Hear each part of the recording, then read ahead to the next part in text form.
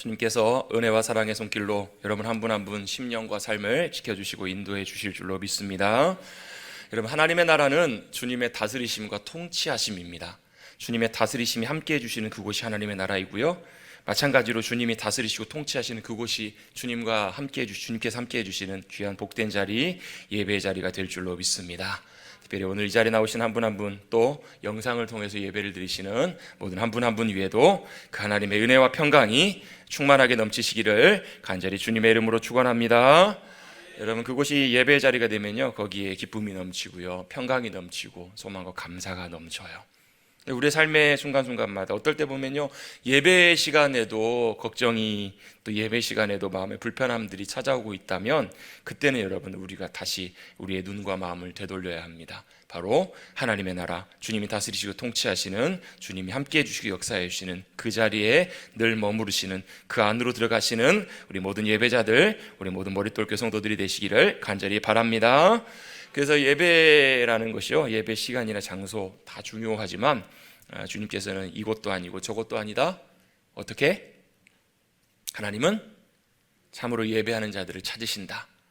그 예배자들은 어떻게 예배하는 자들인가? 영과 진리로 예배하는 자들이다 라고 주님께서 우리에게 말씀해 주신 것처럼, 당연히 이 자리에서도, 또 당연히 이 시간에도, 또 여의치 않는 상황 때문에 각자의 자리와 각자의 시간에 계신 분들 가운데서도 영과 진리로 주님을 예배하셔서 주님을 만나시는, 주님과 동행하시고 함께 하시는 우리 모든 성도님들 한 분 한 분이 되시기를 간절히 주님의 이름으로 다시 한번 축원합니다.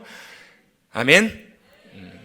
오늘 3월 둘째 주, 사순절 둘째 주 보내고 있으면서요, 특별히 지난주부터 저희가 본당에서도 이곳에서도 예배를 드리지만 또 각각 가정에서 또 영상으로도 이렇게 예배를 드릴 수 있게 그렇게 하였습니다. 특별히 오늘은 이제 지금 실시간으로도 영상이 지금 방송이 되고 있는데요, 실시간으로 보고 계시는 분들도 아무튼 반갑습니다.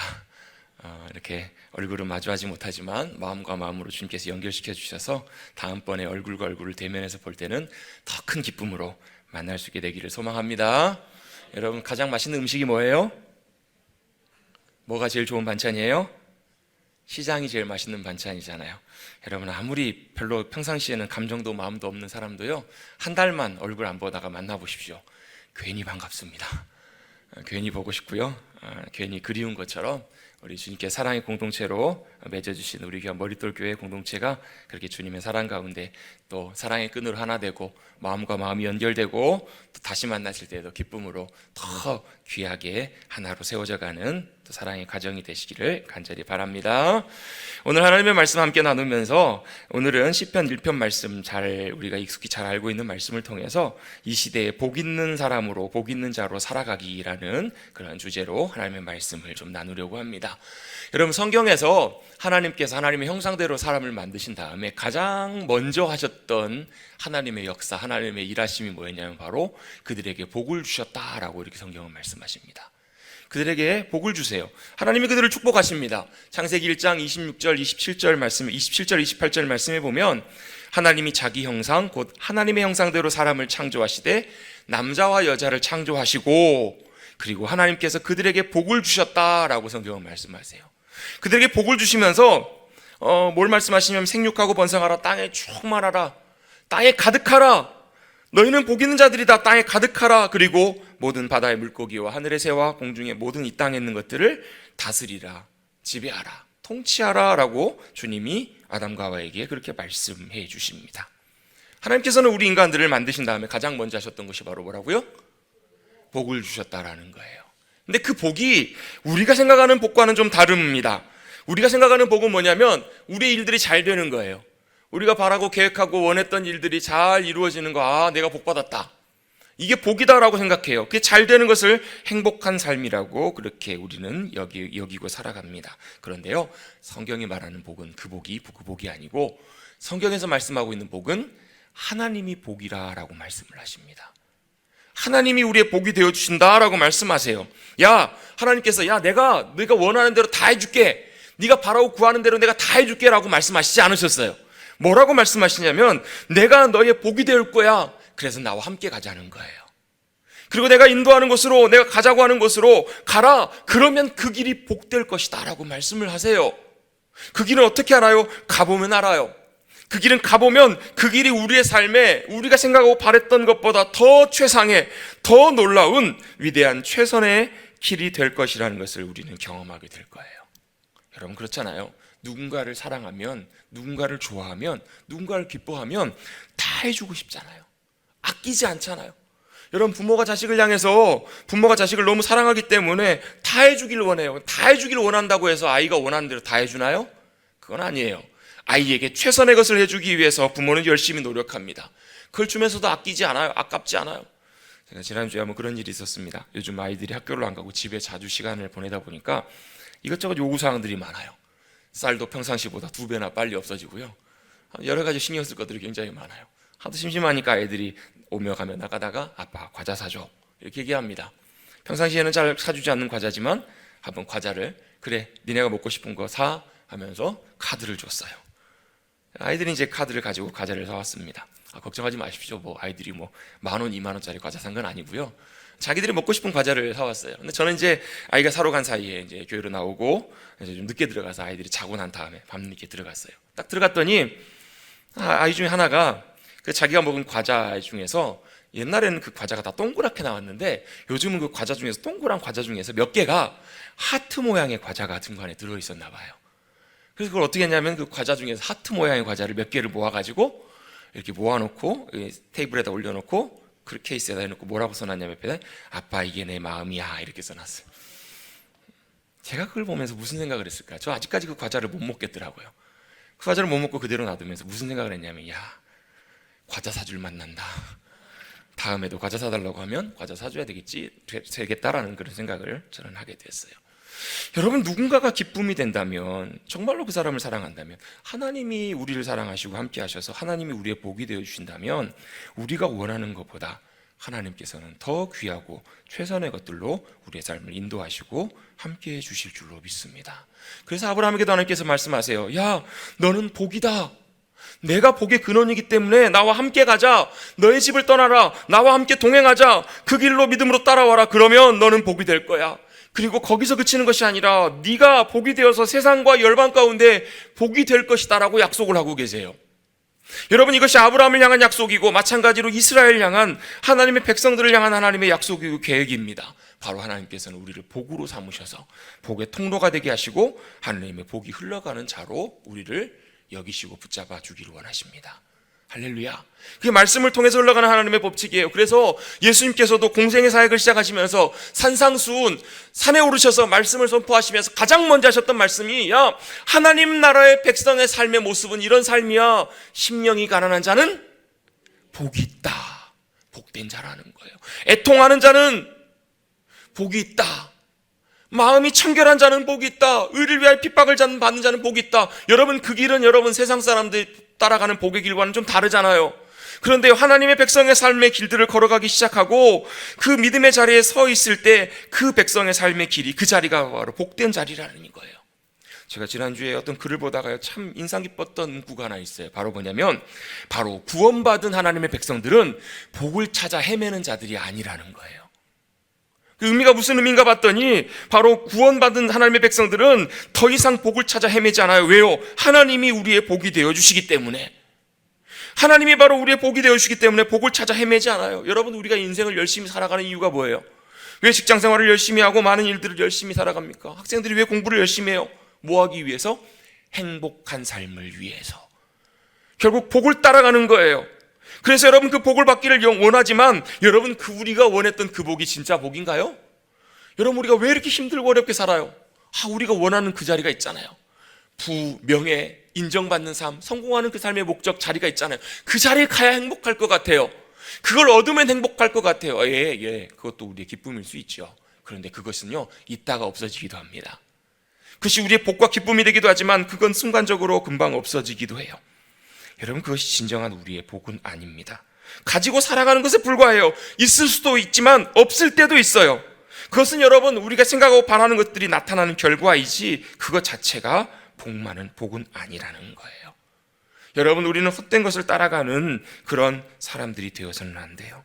여러분 바로 구원받은 하나님의 백성이라면 바로 우리에게 복이 되어주시는 하나님 그분을 찾고 구하는 것, 그것이 바로 가장 복된 삶의 믿음의 자세인 줄로 믿습니다. 그래서 복은 어떤 결과에 좌지우지 되지 않아요. 우리가 복 받았다는 것은 어떤 결과가 우리에게 복을 받았다는 것을 증명해 주는 것이 아니에요. 우리가 원하는 대로 그 일이 다 됐다서 내가 복 받았다 아니라고 해서 나는 복받지 못한 존재다가 아니고요, 바로 우리의 복이 되신 하나님과 어떤 관계로 살아가는가, 그것이 가장 소중한 복된 믿음의 자세인 줄로 믿습니다. 세상 사람들은 그렇거든요. 와, 대단하다. 여러분, 우리도요 그런 눈이 있어요. 그래서 교회를 볼 때도요, 우리 믿음의 삶을 볼 때도 어떻게 봐요? 우와, 뭔가 이렇게 눈에 보이는. 여러분, 그것이 우리의 진정한 복이 아님을 우리는 잘 기억해야 해요. 그리고 하나님을 우리의 복으로 삼고 그 하나님이 복이 되어 주셔서 그 복이 우리의 삶을 통해서 흘러가게 하는 것, 그게 바로 복 있는 삶의 귀한 복된 은혜인 줄로 믿습니다. 여러분, 우리 머릿돌 교회도 그런 교회가 되기를 간절히 주님의 이름으로 축복합니다. 이 복이 흘러가도록 주님이 우리를 부르셨어요. 왜 우리가 복 있는 자가 되어야 되는가? 왜 아브라함을 그렇게 복 있는 자로 부르셨는가? 그 이유는요, 복 있는 자의 삶을 살아갈 때 바로 그 삶을 통해서 뭐가 나타나시냐면 하나님의 복이 나타나요. 하나님의 영광이 나타납니다. 하나님의 이름이 우리를 통해서 드러나기 때문에 그래요. 여러분, 세상 사람들은요, 하나님이 계신지 안 계신지 몰라요. 관심도 없어요. 근데 어떻게 아는가? 방법이 있습니다. 바로 뭐냐면 복 있는 자로 살아가는 하나님의 백성들을 통해서 하나님 살아계신다, 하나님 함께 하신다, 하나님이 우리의 삶을 통해서 여전히 인도하시고 역사하신다라는 것을 보게 되는 거거든요. 여러분, 그런 귀한 이 시대 가운데 참된 복 있는 자로, 복된 자로 살아가시는 저 여러분 되시기를 간절히 바랍니다.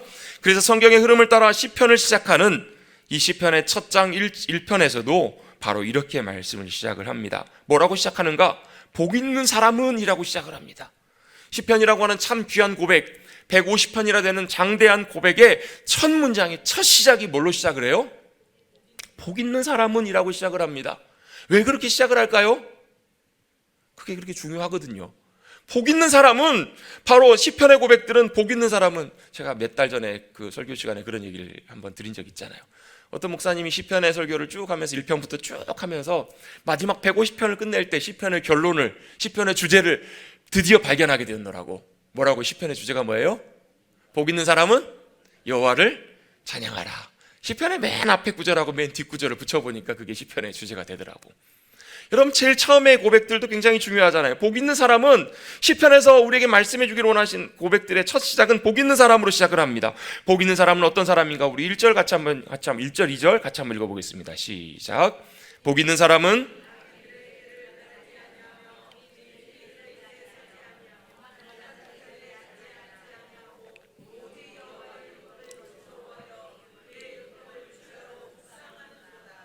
아멘. 복 있는 사람은 어떤 사람이라고 말씀하고 있는가? 먼저 아닌 것을 말씀하고 있어요. 악인들의 꾀를 따르지 아니하고 죄인의 길에 서지 아니하고 오만한 자들의 자리에 앉지 아니하는 자들이다 라고 말씀을 합니다.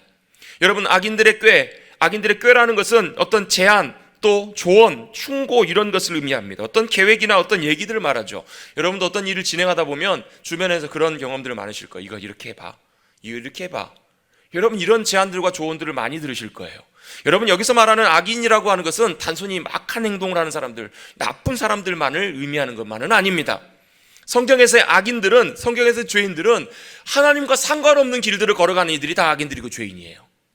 그들의 의도는 선할지라도, 그들은 지혜롭게 우리를 위해서 해주는 말일지 모르지만 그것도요, 하나님의 길과 하나님의 의도와 하나님의 계획과 상관없는 것이라면 그것도 악인들의 꾀가 될 수 있다는 거예요. 복 있는 사람은 그들의 꾀를 따르지 않아요. 또 죄인들의 길에 서지 않습니다. 여기서 말하는 길이라는 것은요, 걸음을 의미하거든요. 걸어가는 길, 걸음. 이것은 여러분, 우리의 삶을 말합니다. 우리의 삶의 방식, 우리의 삶의 걸음걸음, 우리가 삶을 살아가는 스타일을 말하는 거예요. 우리의 일상을 말합니다. 복 있는 사람은 죄인들이 살아가는 그 삶의 방식을 세상의 방식대로 살아가지 않는다라는 의미예요. 세상 사람은 다 그렇게 살아가거든요. 근데 그 방법대로 살아가지 않아요. 그 방법을 따라가지 않아요. 여러분, 이 방법은 쉽진 않겠죠. 그런데 그 길을 따라가지 않는 사람이 복 있는 사람이다 라고 말씀하세요. 마지막으로 세 번째로 보면 오만한 자들의 자리에 앉지 않는다. 그 자리에 거하지 않는다. 오만한 자라는 거는 뭐 거만하다, 뭐 또 교만하다라는 말로도 좀 바꿔볼 수 있는데요, 교만한 삶의 자세를 취하지 않는다라는 거예요. 거만하게 행동하지 않는다라는 거예요. 여러분, 어떤 사람들이 거만한 사람들인가요? 거들먹거리고 잘난 체하고 자기밖에 모르는 사람, 그 사람들도 마찬가지입니다. 그런데요, 성경에서 말하는 오만한 자, 교만한 자는요, 자기의 길을 의지하고 따라가는 사람들이 교만한 사람들이에요. 자기를 믿고 신뢰하는 사람들이 바로 교만한 사람들이에요. 그래서 반대로 복 있는 사람들은 어떤 사람들인가? 사람들의 제안이나 사람들의 충고나 조언을 따라가지 않고요, 세상이 살아가는 방식들을 의지하지 않고요, 그대로 살아가지 않고요, 그리고 오만한 자, 교만한 삶의 자세를 버리고 자기를 의지하지 않고 자기의 판단과 생각대로 선택하고 따라가지 않고 오직 어떤 사람인가? 오직 여호와의 율법을, 말씀을 즐거워하고 그 율법을, 말씀을 주야로 묵상하는 자다라고 말씀을 하십니다. 여러분, 주님께서는 우리가 복 있는 자로 살아가기를 원하세요. 복 있는 자로 살아가는 삶을 살아가기 위해서는요, 그냥 되는 것은 아니에요. 하나님께서 복된 자리로 살아가기를 원하실 때, 하나님께서 우리에게 복 주시기를 원하실 때, 하나님 우리에게 복 주세요 아무리 구한다고 해도 하나님의 복은 임하지 않아요. 바로 어디에 있는가? 복 받는 자리, 하나님의 복이 함께해 주시는, 하나님이 복이 되어 주셔서 그 하나님이 계시는 그 자리에 있는 자들이 바로 복 있는 자들인 줄로 믿습니다.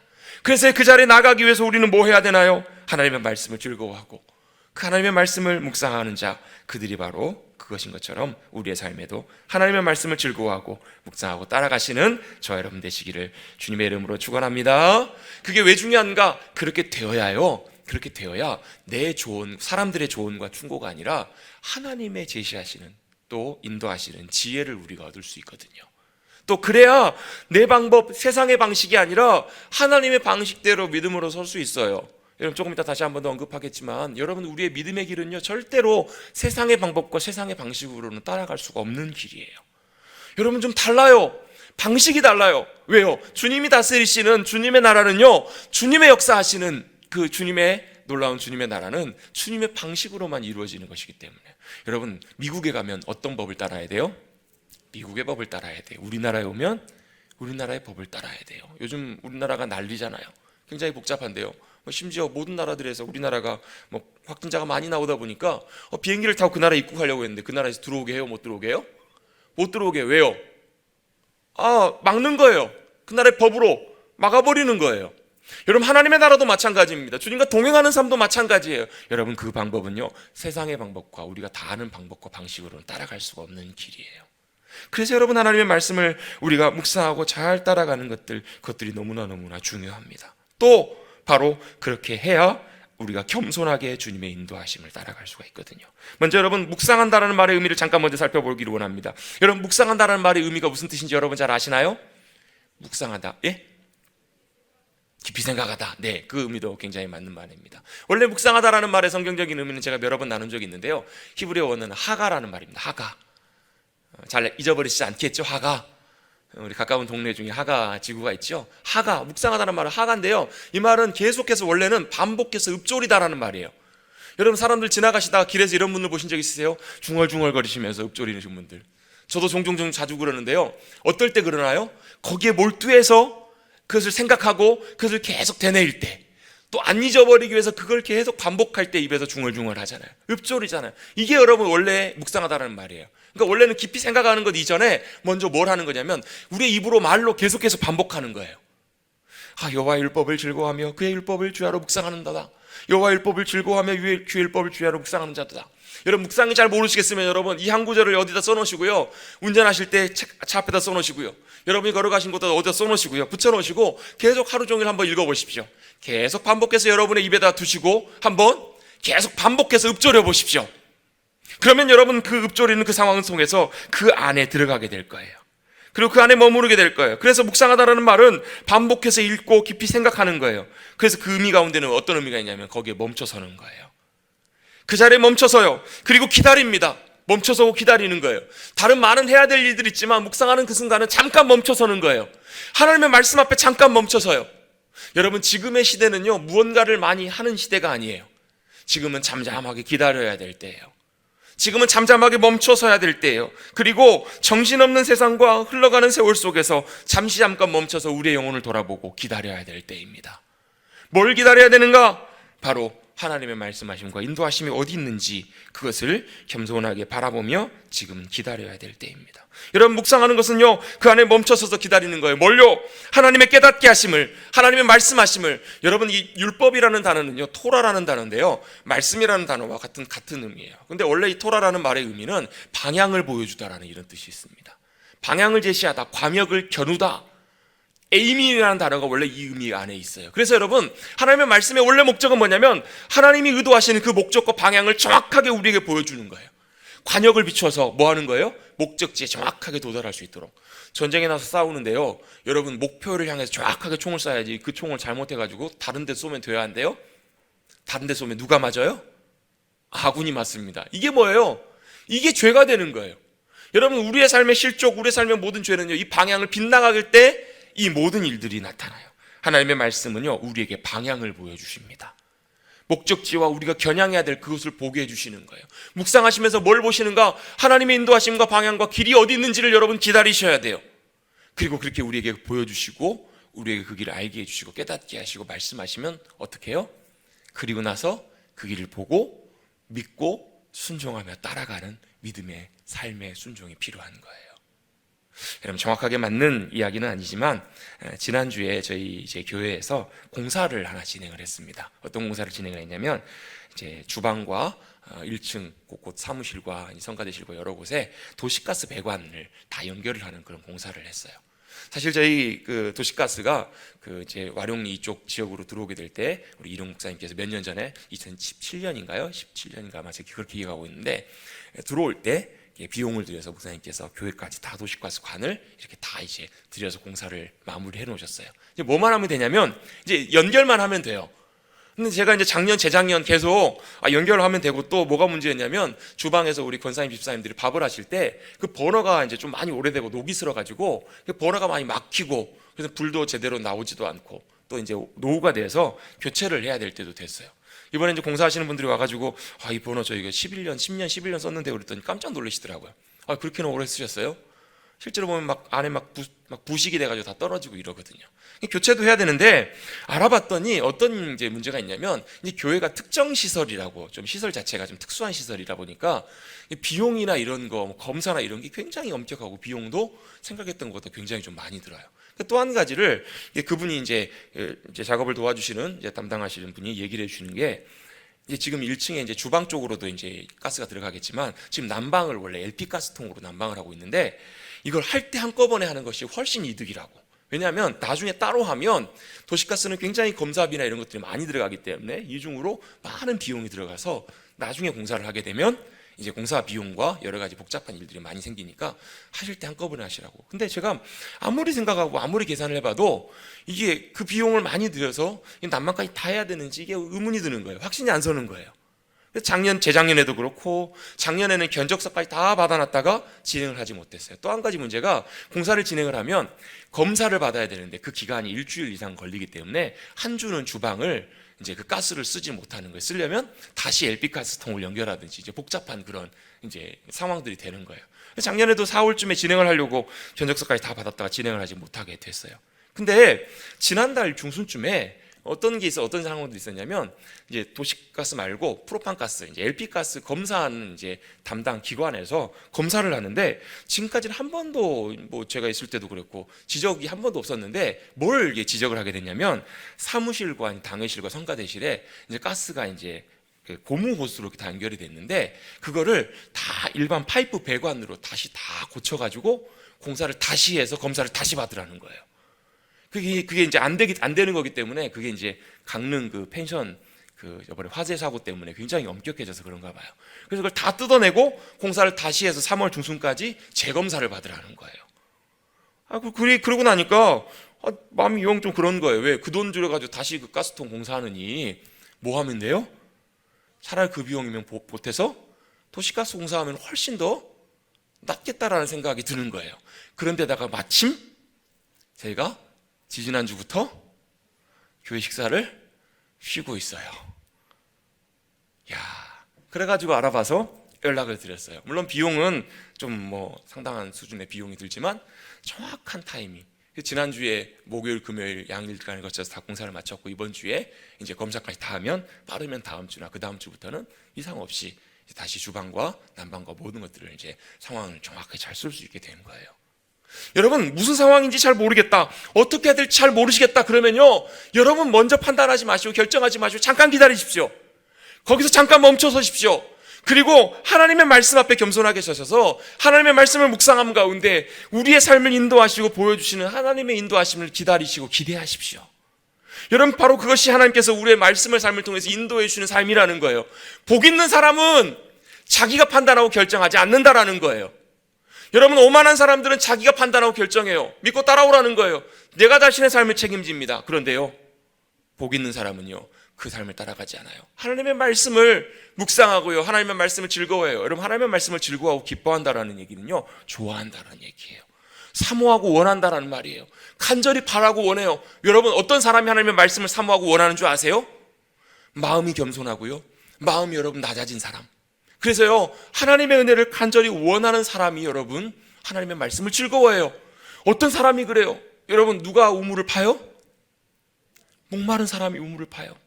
여러분, 가장 맛있게 먹는 음식은 시장의 반찬인 것처럼 가장 찾고 원하는 사람이 하나님의 말씀을 사모하고 구하는 것처럼 여러분, 복 있는 사람은요, 잘하려고 하는 사람 이전에요, 먼저 하나님의 은혜를 간절히 원하고 사모하는 사람들이 바로 복 있는 자들입니다.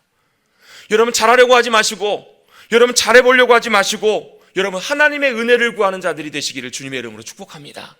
여러분, 하나님의 은혜를 구한다는 것은 나를 의지하지 않는다라는 거예요.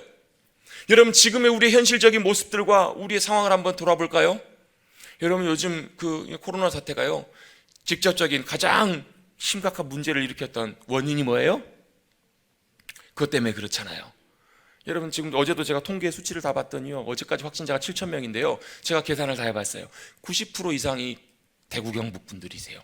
그분들이 문제가 아니라 그분들 안에서 뭐가 가장 큰 문제를 일으켰냐면 그것 때문에 그렇잖아요. 신천지 때문에. 신천지가 제일 큰 문제예요. 사람들이 이제는 다 알아요. 이번 일을 통해서 신천지가 이단 사입이고, 신천지가 어떻게 사람들에게 찾아오고, 신천지가 뭐가 문제인지 여러분 사람들이 다 알아요. 근데 여러분, 뭐 그거 아세요? 여러분, 세상 사람들의 눈에는요, 신천지나 교회나 별로 별반 다르지 않게 보여요. 여러분, 지난주에도 제가 전화를 한 통화 받았어요. 주민센터에 전화가 왔어요. 머릿돌 교회죠? 이번 주에 혹시 교회 예배 드리나요? 뭐 때문에 전화를 했을까요? 어제 여러분 국회에서요, 여러분 그런 법안이 통과가 됐잖아요. 집회에 대해서 강제적으로 집회를 권고하는, 제한하는 그런 법안이 통과가 되게 되었어요. 여러분, 이런 이유와 원인들이요, 단순히 탄압이나 핍박이나 여기서 그치는 문제만이 아니고요, 근본적으로 우리 자신을 돌아보고 하나님 앞에서 우리의 모습을 돌아보았을 때 여러분, 우리의 삶이 복 있는 사람으로 살아가지 못했기 때문에 그렇다라는 거예요. 우리의 삶의 열매가, 우리의 삶의 영향력이 여러분 세상 사람들의 세상 가운데 비춰질 때는 전혀 빛된 모습으로 비춰지지 못한 거예요. 왜요? 그렇게 살려고 열심히 노력했거든요. 근데 노력해도 안 되잖아요. 여러분, 제가 목사로서 여러분들에게 이런 말씀을 드릴 때 여러분 오해 안 하셨으면 좋겠어요. 여러분, 제가 그런 삶을 살아서 그런 것이 아니에요. 어떨 때는요, 제가 설교하러 올라오면서 정말 그런 심각한 자괴감에 빠질 때가 있어요. 왜요? 야, 속으로 그런 마음이 들어요. 야, 니도 못 살면서 무슨 설교를 한다고 그러냐? 니도 못 살면서 무슨 성도들한테 그런 말씀을 선포한다고 하느냐? 여러분, 이런 말씀을 들을 때 여러분 이렇게 안 받으셨으면 좋겠어요. 아, 그런 삶을 살아야 되는구나. 그런 삶을 살아야지, 노력해야지. 여러분, 이런 삶을 살려고 노력하지 마시고 하나님의 도우심과 은혜를 구하십시오. 내가 살려고 하고 노력하면요, 어떤 일들이 벌어지냐면 교회에서는 잘 돼요. 교회에서는 잘해요.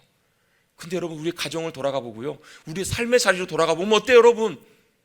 여러분, 하나님 앞에서 하나님이 우리를 보시기 이전에 여러분 세상에 비춰지는 모습들, 여러분 그거에 너무 신경 쓸 필요는 없지만 여러분, 우리의 삶의 열매가 복 있는 사람으로 살아갈 때 하나님은 우리를 통해서 하나님을 나타내기를 원하시고 하나님의 복과 은혜와 생명을 흘려보내기를 원하시는데, 과연 그런 관점에서 비춰본다면 여러분 그런 삶과 열매와 선한 능력과 영향력이, 복이 흘러가고 있냐는 거예요. 아니지 않나요, 여러분? 아니면 외면하지 마시고, 아니면 여러분 잘 되는 것처럼 그렇게 여러분 꾸미지 마시고 겸손하게 받아들이고 인정하십시오. 그리고 여러분, 하나님의 은혜가 우리에게 절실하게 필요함을 여러분 주님 앞에서 믿음으로 인정하십시오. 여러분, 우리가 사순절을 기간을 보내고 있는데요, 사순절의 의미는 다른 것이 아니에요. 우리를 위해서 십자가에 주님이 죽으신 이유는 우리에게 가망성이 없기 때문에, 우리에게 그런 능력과 그런 자질과 그런 할 수 있는 능력이 없기 때문에 주님이 우리를 위해서 대신 그 길을 가게 주신 거잖아요. 그래서 우리에게 뭐가 필요한가? 그 은혜와 도우심이 우리에게 너무나 필요하다라는 거예요. 여러분, 악인은 오만한 자는 바로 그 자리에 내가 서 있는 거예요. 그런데 복 있는 사람은요, 그 자리에 내가 서 있지 않아요. 그 자리에 주님의 은혜, 주님의 도우심과 능력이 그 자리에 있어야 함을 믿음으로 고백하는 자예요. 여러분, 지금 저희가 지난주부터 이제 예배를 축소해서 드리고요, 소수만 나와서 예배를 드려요. 또 오후 예배와 수요 예배와 새벽 예배와 모든 것을 다 지금 당분간 잠정 멈추고 있습니다. 우리가 거기에 협조해야 될 필요가 있습니다. 그런데요, 조금 시간이 지나고 나면요, 이런 일들도 생길 수 있어요. 목사님들이 많이 우려하셨던 이유 중에 하나가 그거예요. 오래전 한 10몇 년 전쯤에 한국 교회에 이제 어떤 움직임들이 있었냐면, 우리가 또 가정과 시간을 식구들과 가정들과 보내는 것도 중요하다. 그래서 주일날 항상 오전 예배를 드리고 저녁 예배를 제가 드렸었잖아요. 항상 7시, 7시 반, 8시 이렇게 예배를 드렸었는데, 오후 예배 시간을, 저녁 예배 시간을 오후 예배로 좀 이제 우리가 변경을 하자. 그런 이제 많은 움직임들이 있었어요. 근데 제가 섬겼던 한 교회에서는요, 굉장히 역사와 전통을 자랑하는 교회여가지고 다른 교회는 다 오후 예배를 바꿔도 눈에 흙이 들어가지 않는 이상 우리는 저녁 예배를 고수하겠다. 이런 이제 주장들이 몇몇 분들이 하셔가지고 계속 이제 얼마 전까지도 저녁 예배를 7시, 7시 반에 예배를 드렸었어요. 근데 그게 이제 어떤 일이 있었냐면, 성전 건축을 해야 돼가지고 교회 예배당을 다 헐고 이제 상가에 큰 공간을 빌려가지고 예배를 드리다 보니까 그 상가 위에는 이제 주상복합이어가지고 사람들이 이제 입주민들이 거하는 거예요. 사는 거예요. 그러다 보니까 이제 뭘 못하냐면, 특별 새벽 기도회를 못하고 이제 밤에, 저녁에 저희가 집회를 자유롭게 할 수가 없는 거예요. 그래서 이제 그때 무슨 얘기가 나왔냐면, 그러면 저녁 예배를 오후 예배로 바꿨다가 다시 입당하면 저녁 예배로 그렇게 드리도록 합시다, 이렇게 결정을 했어요. 근데요, 한번 그렇게 바꾸면 절대로 다시 못 돌아가잖아요. 여러분, 사람의 마음이 이래요. 여러분, 많은 목사님들이 이번 사건을 통해서요, 이제 이렇게 한번 예배를 이렇게 드리기 시작하면, 한번 이렇게 영상으로 예배를 드리기 시작하면 점점 뭐가 무너질 거예요? 교회에 와서 예배 드릴 필요 없이 뭐 하면 돼요, 이제는? 집에서 영상으로 예배 드리면 되겠네. 이런 일들이 많이 벌어지지 않을까 많은 분들이 우려를 하시기 시작을 했어요. 여러분, 실제로 그렇게 될까요? 안 될까요? 여기 계신 분들은 안 그러시라 생각합니다. 오해하지 마십시오. 지금 가정에서 예배 드리시는 분도 그거 자체가 나쁘다는 게 아니에요. 여러분, 우리가 이 자리에 앉아 있어도요, 이 자리에 와서 예배를 드리면서도요, 여러분, 하나님과 예배함과 상관없이 앉아 계시는 분들도 너무너무 많을 수 있을 수 있어요. 반대로 여러분, 우리가 서 있는 그 자리가 간절히 사모함과 원함으로 겸손하게 주님의 은혜를 구하고 엎드려서 그곳이 주님을 참으로 예배하는 예배 자리도 될 수 있어요. 여러분, 그 본질이 중요한 것이지 우리의 모습과 형편은 여러분 그 다음의 문제예요. 다만 여러분, 우리가 간절히 구해야 될 것이 있어요. 우리의 연약함과 처지를 주님 앞에 인정하고 하나님의 은혜와 도우심을, 하나님의 역사하심을 간절히 구하는 자, 그들이 찾게 되는 게 뭐냐면요, 주님을 찾고요, 그들이 찾게 되는 게 바로 뭐냐면 하나님의 말씀하심과 주님의 인도하심을 간절히 기뻐하고 원하게 되는 거예요. 여러분, 지금 이 시대는 상황과 환경을 보아야 될 때가 아니에요. 여러 가지 상황과 형편들을 보면 너무나 사실 어렵고 힘들어요. 여러분, 저는 요즘 기도하면서 하나님 앞에 간구하고 주님 앞에 엎드리면서 사실 이 시대를 위해서도 기도해야 되기도 해요. 이 아픔과 어려움을 위해서도 기도해야 되기도 해요. 근데 저는 별로 그런 기도가 많이 나오지 않아요. 왜요? 언젠가는 이 때가 지나갈 거기 때문에. 다만 이런 상황들과 환경들을, 이런 현실들과 이런 일들을 주신 하나님의 이유와 목적에 자꾸 집중하려고 하는 그런 마음들을 주세요. 정말 중요한 것은 바로 그것이 아닐까요? 쉽지 않지만 하나님의 은혜를 구하며 겸손하게 주님 앞에 엎드려서 내가 잘할 수 없기에, 우리가 지금 이 모습이 이대로이기 때문에, 오히려 우리 때문에 하나님의 이름이 땅에 떨어지고 우리 때문에 하나님의 영광이 가려져 버린 이 시대 가운데 우리가 잘하려고 하는 것이 아니고요, 드러내려고 하는 것이 아니라 겸손하게 주님 앞에 엎드려서 주님의 은혜와 도우심을 구하고 엎드리는 그런 귀한 자들이 되어야 되지 않을까요? 할렐루야. 왜냐하면 복 있는 자는 바로 그것을 의지하고 나아가는 자이기 때문에 그래요. 나를 의지하지 않고 내가 잘하려고 하는 것이 아니라 하나님의 은혜만을 의지하기 때문에 하나님의 말씀을 즐거워해요. 하나님의 인도하심을 따라가요. 그래서 그들은요, 시냇가에 심기운 나무처럼 메말라도 가뭄이 찾아와도 상황과 환경과 상관없이 때가 되면 열매가 맺혀요. 여러분, 우리 한국교회 가운데 여러분 하나님께서 참 은혜 가운데 함께해 주셔서 많은 열매와 많은 풍성한 것들이 있었어요. 과연 지금은 어떨까요? 여러분, 누군가의 문제 이전에 여러분 한국교회가 정말로 복 있는 자로 하나님의 인도하심을 따라 믿음으로 잘 따라가고 있다면 상황과 환경과 상관없이 거기에 열매가 맺히게 될 줄로 믿습니다. 거기에 빛이 비춰지고요, 선한 주님의 영향력이 비춰지기 시작하고요, 우리의 삶을 통해 사람들이 보면서 복 있는 자들이다, 하나님 살아계시고 함께 하신다, 그걸 보게 될 거예요. 그게 아니라면 다시 우리를 점검해야 돼요. 왜요? 악인의 길은요 어떻게 돼요? 바람에 나는 겨처럼 움직여요. 그 말은 상황과 환경에 따라서 이리저리 좌지우지돼요. 이리저리 날아가고, 바람이 불면 날아가요. 어려운 일이 생기고 진이 생기면 무너져요. 모든 상황과 환경에 따라 움직여요. 사실 여러분, 그게 우리의 삶이기는 하거든요. 여러분이 코로나 바이러스 이 일이 터졌더니 여러분 우리의 모든 일상이 많이 바뀌지 않으셨어요? 그렇잖아요. 별 볼 일 없었던, 사실 옛날에는 구하기 쉬웠던 마스크 구하기가 하늘의 별 따기고요, 사람이 돌아다니질 않아요. 사람이 움직이질 않아요. 학교도 가지 않고요. 여러분, 이런 일들, 상상할 수 없는 일들이 일어나잖아요. 여러분, 교회도요, 저는 이런 생각을 해봐요. 여러분, 만약에 이런 일들이 아니었었으면 여러분 전쟁이 나도 예배를 멈추지 않았는데, 과연 여러분 한국교회가 한 70% 정도가 주일 예배를 예배당 대신에 영상으로, 온라인으로 드리는 그런 일들이 일어나게 되었겠냐는 거예요. 여러분, 말할 수 없는 이런 많은 일들이 환경과 상황에 의해서 결정 지어져요. 영향을 받아요. 이런 많은 우연한 예측할 수 없는 일들이 일어나는 것이 바로 우리의 인생인데요, 복 있는 사람들은요 그 예측할 수 없는 그런 일들에 영향받는 사람들이 아니고, 그러할지라도 때가 되면 하나님의 놀라운 섭리와 인도하심 가운데 열매 맺는 인생이 복 있는 사람들입니다. 그 인도하심 가운데 하나님의 역사하심과 인도하심을 잘 따라 움직여가는 인생입니다. 그 대표적인 인물 중에 하나가 성경의 요셉입니다. 요셉은요, 자다 일어났더니 갑자기 그날 사랑받는 아버지의 참 사랑받는 부잣집 아들이었다 갑자기 죽음의 무덤탕에 던져지게 돼요. 또 갑자기 눈 뜨고 일어났더니 애굽의 종으로 팔려가 있어요. 또 눈 뜨고 일어났더니 감옥에 갇혀 있네요. 여러분, 만약에 이것이 우리의 환경적인 눈으로, 우리의 눈으로만 바라보면요, 일어난 일들이 사람을 얼마나 좌절시키고 얼마나 절망하게 만들었을지. 여러분이 만약에 요셉이었다면 여러분 어떻게 사셨겠어요? 하루하루 살더라도 원망과 여러분 복수심으로 여러분 하루하루 살지 않았을까요? 여러분 만약에 한번 생각해 보세요. 우리 이제 이야기가 다 끝난 이야기니까 그냥 쉽게 생각하지 마.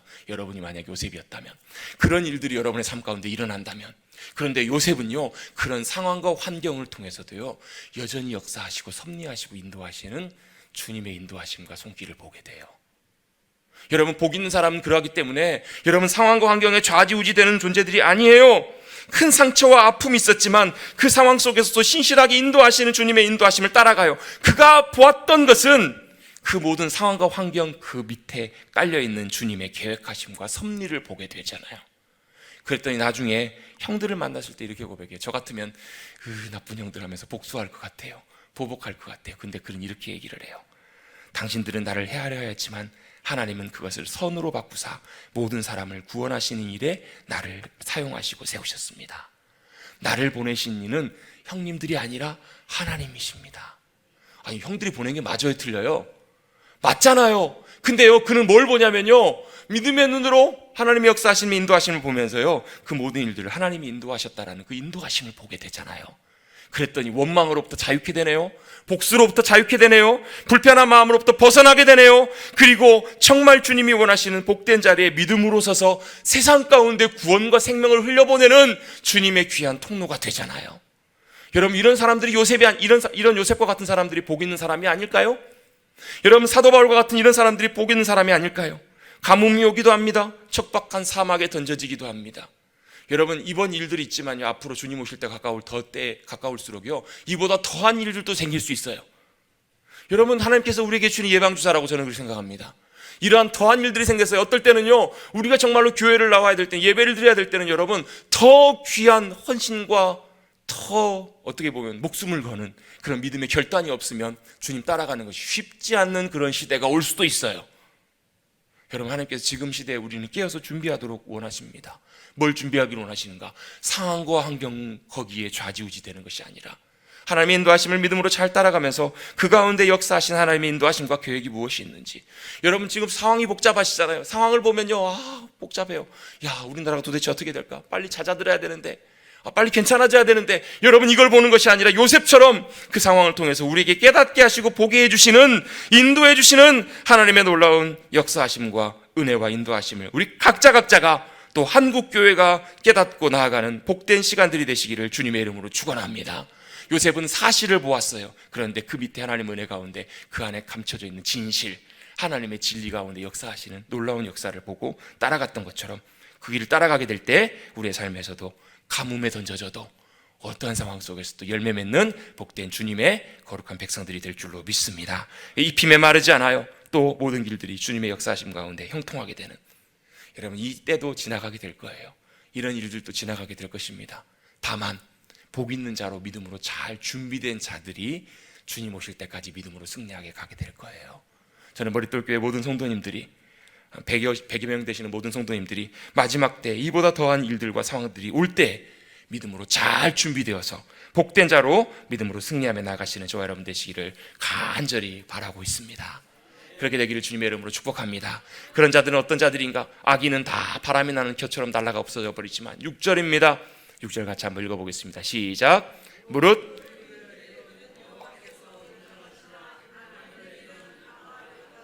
아멘. 의인의 길, 복된 사람의 길들은 여호와께서 인정하신다라고 말씀하십니다. 인정하신다라는 말은요, 안다라는 말이에요. 알아주신다. 주님께서 알고 계신다라는 거예요. 하나님이 우리의 길을 알고 계시고, 여러분 우리 자신을 하나님이 알고 계시면 여러분 그것으로 충분합니다. 하나님이 나를 아시면 그것으로 여러분 되는 거 아닌가요? 여러분 하나님이 나를 아신다라는 것은 하나님이 나를 선택하셨다라는 거예요. 하나님이 나를 보고 계신다라는 거예요. 하나님이 나를 사랑하신다라는 거예요. 그것으로 여러분 충분합니다. 그것이 여러분 삶의 의미이고 가치예요. 여러분 성경에 나와 있는 모든 하나님의 사람들은요, 이것을 깨닫고 보았던 사람들이에요. 하나님을 만났던 사람들은 하나님이 나를 아신다라는 것을 깨닫게 돼요. 그렇구나. 여러분 예수님께서 공생의 사역을 시작하실 때 요한에게 세례를 받으시고 올라오실 때 하늘로부터 음성이 들립니다. 무슨 음성이 들려요? 이는 내 사랑하는 아들이요 내 기뻐하는 자라. 여러분 그냥 들리는 말씀인 것 같지만요, 어쩌면 이 음성이 예수님의 공생의 사역을 끝까지 승리할 수 있도록 붙잡아 주시는 귀한 주님의 음성이 아니었을까요? 여러분 우리가 주님이 우리를 아시는 삶, 하나님이 우리를 알아주신다면, 내 기뻐하는 자다, 내가 너를 사랑하노라 말씀해 주시는 그 음성을 들을 수 있다면 여러분 그것으로 충분한 줄로 믿습니다. 상황과 환경이 어떠할지라도 그것과 상관이 없어요. 여러분 현실과 환경들이 더욱더 어려워질지라도 그것과 상관없습니다. 세상 사람들은 바로 복 있는 우리 한 사람 한 사람을 통해서 하나님을 보게 될 것입니다.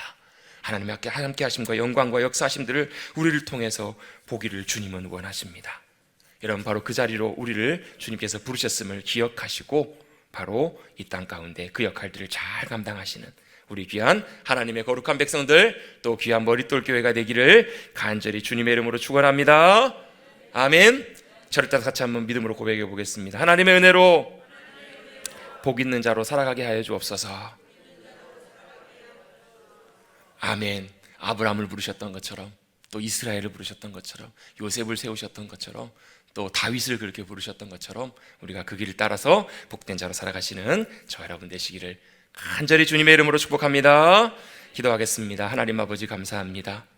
오늘도 사순절을 보내며 모든 상황과 환경과 현실이 참 복잡하고 어려운 상황이지만 주님 앞에 나와 또 우리의 믿음의 각각의 자리에서 겸손하게 주님 앞에 시간을 드리며 마음을 드리며 예배 드릴 수 있도록 인도하시니 감사를 드립니다. 주님이 인간을 만드시고 아담과 하와를 만드시고 또 이 땅에 있는 많은 사람들을 보시며 선택하시고 부르시고 구원하신 이유가 너는 복이 되라, 복 있는 자로 살아가서 나의 영광과 나의 이름과 나의 거룩한 빛과 생명을 흘려보내는 자가 되라 주님 말씀하시는 것처럼 우리도 다시 한번 이 시간 믿음으로 서서 복 있는 자로 살아갈 수 있도록 하나님의 은혜와 도우심을 구하며 늘 하나님의 말씀 앞에 서서 인도하심 잘 따라갈 수 있는 귀한 믿음의 백성들 될 수 있도록 축복하여 주시옵소서. 그래서 이 시대를 통해서 우리에게 말씀하시고 깨닫게 하시는 것이 무엇인지, 또 우리 개인에게 우리 각자의 삶을 통해서 말씀하시는 것이 무엇인지 잠시 멈춰서 주님 믿음으로 신뢰하며 기다리며 의지하여서 또 믿음으로 깨닫고 순종하고 나아가는 복된 백성들의 삶이 될 수 있도록 주님이 알아주시고 인정해 주시는 귀한 삶이 될 수 있도록 주님 축복하여 주시옵소서. 주님께서 늘 역사해 주시고 인도해 주시고 복 주실 것을 믿고 의지하오며 이 모든 말씀 거룩하신 예수님의 이름으로 간절히 기도드리옵나이다. 아멘. 찬송가